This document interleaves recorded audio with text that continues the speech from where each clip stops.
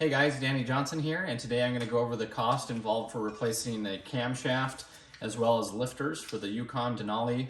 It's going to be the same pretty much for the Silverado, Sierra, Suburban, Escalade, Tahoe, the GM V8 6.2 liter and 5.3 liter engines. So basically what I'm going to do is give you the cost that it took me in parts, and I also went and got some quotes from dealerships of how much it would cost. Okay, so first of all, here's a traditional lifter. This is what failed on mine. And if you look at it up close, you can just see where it was the actual metal itself that started to go bad on the roller. So it was still operating, it hadn't seized up. I've seen people where this gets really bad and chunks start actually breaking up. I was hearing a squeaking sound.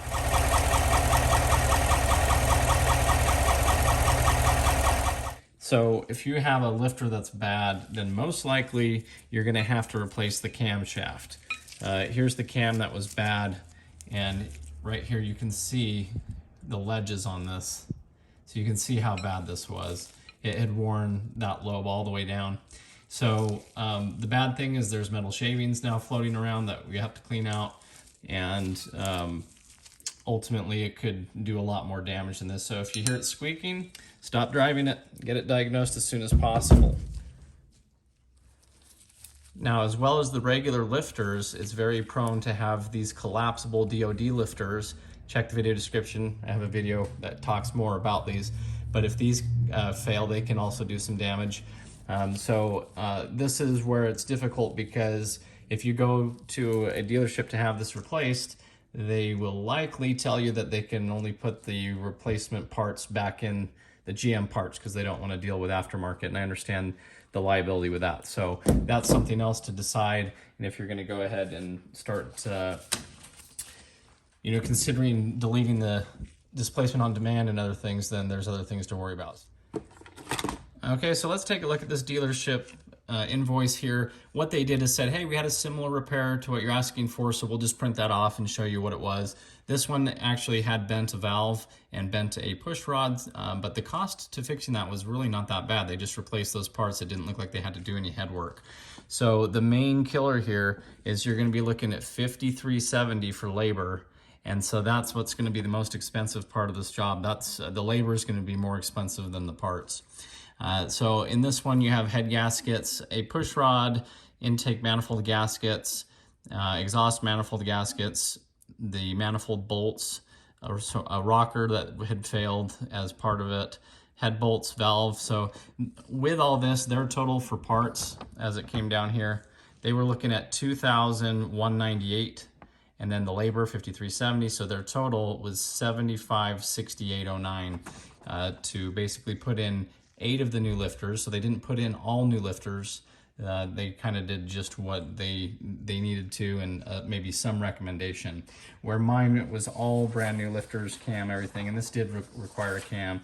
So here's my list here.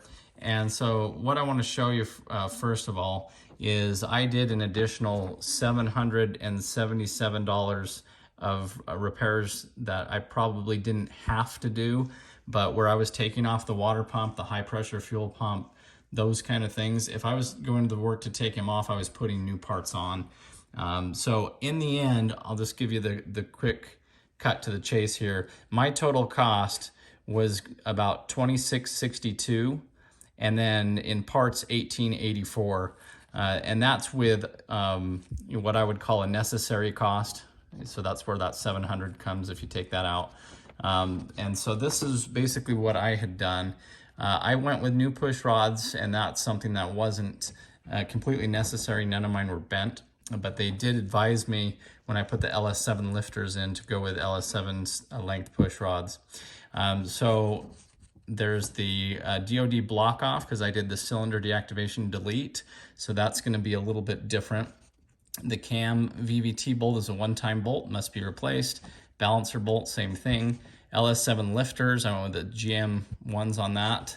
The lifter trays are always recommended to be replaced. So that's something that I did that I didn't see on the other invoice. And so I did exhaust manifold gaskets, the cam install kit, which just basically came with some RTV and some other things in it. The head gaskets, the head bolts, those two have to be replaced, of course. The new camshaft that I got, it was a stock replacement just for getting rid of the displacement on demand, or the active fuel management. And that cam really wasn't that bad. It was $159. Okay, so the Vlom gasket, that one could have been reused. It's $13, so not a big deal. The cam retainer plate, the Mobil 1 synthetic transmission fluid.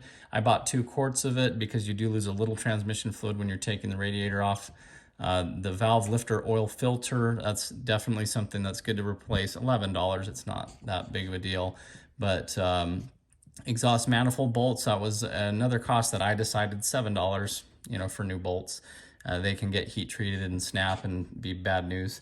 Engine assembly lube, your main belts. I did all new belts. I probably didn't have to, but I did the drive belts on it. The oil pressure sensor was another one that wasn't necessarily something I had to do, but I went ahead and did it. The line wrench, some of these were tools. I already had the tools, so I didn't put them in as a cost, but it's something to keep in mind. There were certain tools that were harder to get. I think this is actually supposed to be a 13mm Allen socket, by the way. Fuel lines, these fuel lines they say are one-time use, so I went ahead and replaced them. But here's the fuel pump lifter. That's something that should be replaced. It's just like another one of the lifters.